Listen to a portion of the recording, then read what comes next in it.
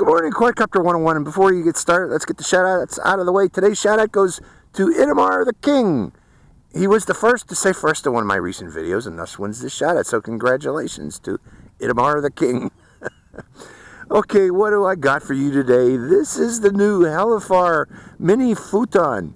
I like Helifar drones. I've been seeing a lot of these Helifar drones come out, and they are nice compared to previous Fury V products. The Helifars, so far, that I've tested have been kind of nice. But we'll see how well this one does, the Mini. Let's go over what we got on the Mini. Starting off, I got the P&P version that comes with an XM Plus transmitter, which is a relatively nice transmitter on here. The way I fitted it on top here. Although it could have fit on the bottom, it would be right by the video transmitter, which puts off a lot of heat. And I like to, keep as much separation between electronics when there's heat involved. In video transmitter. This transmitter, by the way, is a switchable video transmitter, 25, 100, and 200 milliwatts, and you can control that with your on-screen display instead of pressing the button, which is a pain in the butt to do to get it just right. You can set this again in the on-screen display menu. To activate your on-screen display menu, by the way, all you need to do is move your throttle up to the midpoint and to the left and hold it there, while at the same time pushing the throttle or the pitch roll stick up, and that will open up the menus so you can change those channels on this particular drone. You can also adjust the PIDs in the field using that on-screen display menu. But okay, that's enough talk about that. Let's start from the front here. We got a Sony CCD camera. It's obviously a Mini Swift clone. Another Mini Swift clone. We're seeing lots of these because there's no run cam written on it anywhere. It says SkyStars actually is written on it. Additionally, I mentioned it goes to this nice switchable video transmitter with 25, 100, and 200 milliwatts switchable. 48 channels, by the way, if you were wondering about that. Now, the antenna for this is plugged in to the video transmitter right there, but notice it's a little tiny mini pagoda antenna on a wire, and it just dangles there. What I did was I took a little bit of rubber, sorry folks, my mind has gone blank, rubber band to hold it in place there from flopping around, because it's just flopping there.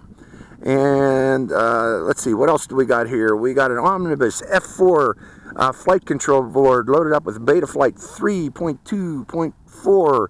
Now, regarding that Betaflight, I don't know what's going on with Betaflight recently, folks, but maybe it's just me. But I'm having a hard time even just connecting with Betaflight sometimes. So, what I did was, in effect, is I went into Clean Flight to check out what the settings were on this. And I was surprised, by the way, in that this was all set up ready to fly. Even the switches were set up ready to fly. However, they weren't set to my preference.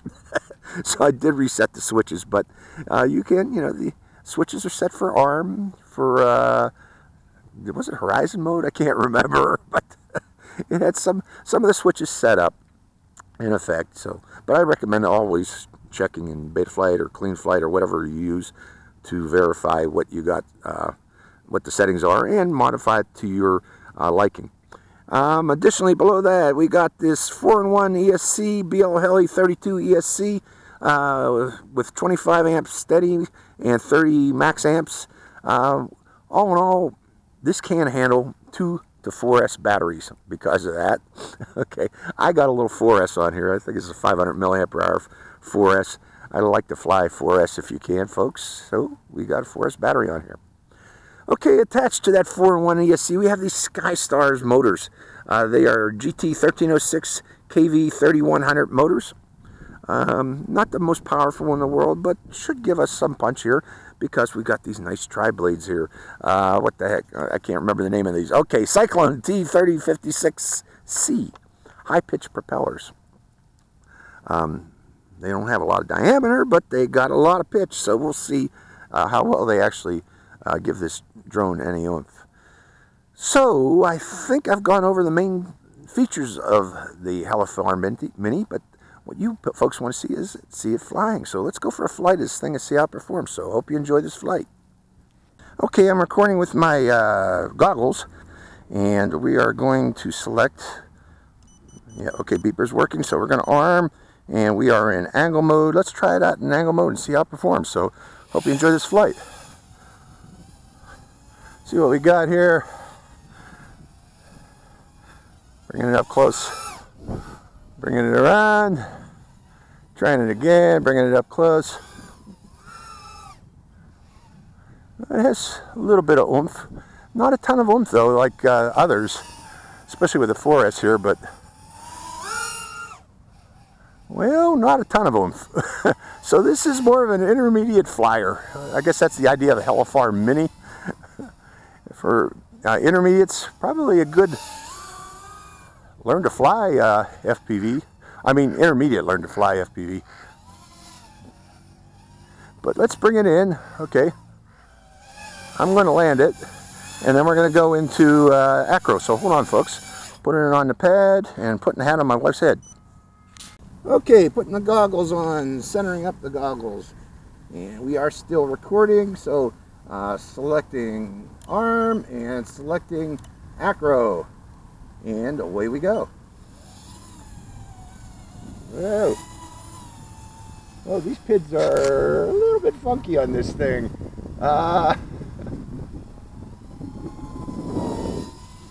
Yeah, they need a little bit of tuning. I got a little bit of wind today, so that might be it too, but they are a little bit...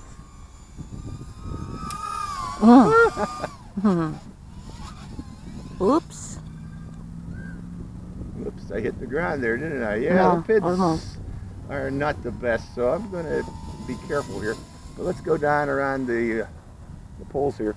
You know, I got this set to 200 milliwatts right now on the FPV transmitter, and it's looking like that transmitter can do 200 milliwatts of range.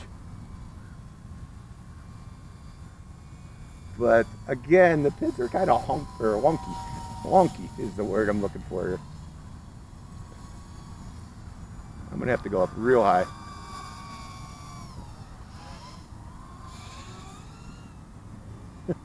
Yeah. Well, I'll tell you what, folks. It seems like it could perform very well if it was tuned properly. And it doesn't seem to be that way. So what we're going to do is just stay close to the ground and see how fast it'll go. I'm not going to do any more rolls because it doesn't seem to like that. And again, the punch on this is not very punchy, even with a 4S battery. But it's moving quite well. That's my battery voltage, 3.62, doing well there. So my thoughts on this. Let's go up higher again. Whoa, the rates need to be turned on. They're way up high. Very high rates. I hardly gave it any pitch there or roll there at all, and that thing went zoom. So, bringing it around. Again, yeah, you can feel that this just doesn't have the oomph that others brushless might have. Again, it's probably best for as probably a learn to fly if the PIDs are lowered, because yeah, you're not going to be doing lots of acrobatics with this one. I don't think so, because again, the acceleration's just not there. Okay, when I do a nice slow turn, I can do the rolls.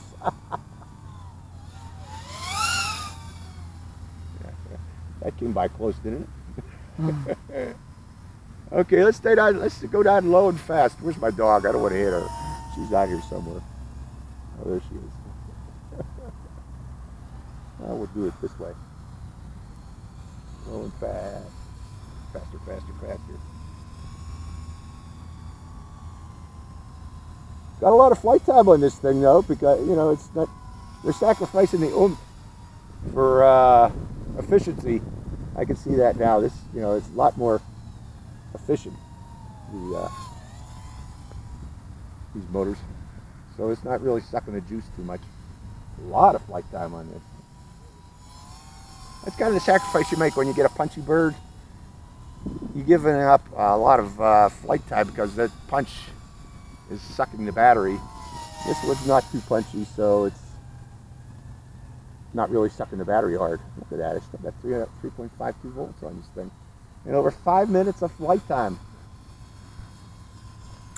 I mean, wow. Okay, saying 3.4, 3.5, low battery warning. I'm going to believe it.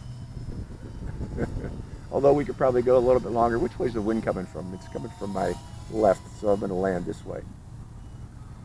Coming around, we're going to land it. Where's my landing pad? Getting closer, yes. There's almost. So, thoughts on this? Let me turn off this recording first before I lose it. Hold on. Recording stopped. Okay, thank you, my love. I'll take that. And let's unplug the battery on this little Fuuton Mini. It seems to be a nice setup, nice components on this. However, you know, it just doesn't have a lot of oomph. Okay, and again, you know, without that oomph, this is probably more a good FPV trainer for an intermediate FPV pilot. However, what do I want to say? You're not going to see a lot of punch out of this thing. It's just not going to happen with these motors, unfortunately. You got nice ESCs that can provide a lot of power, but the motors just aren't going to give you a lot of punch.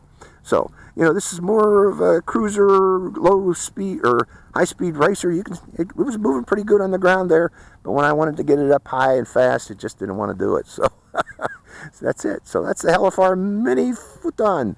Hope you enjoyed this flight. This is Quadcopter 101, signing out.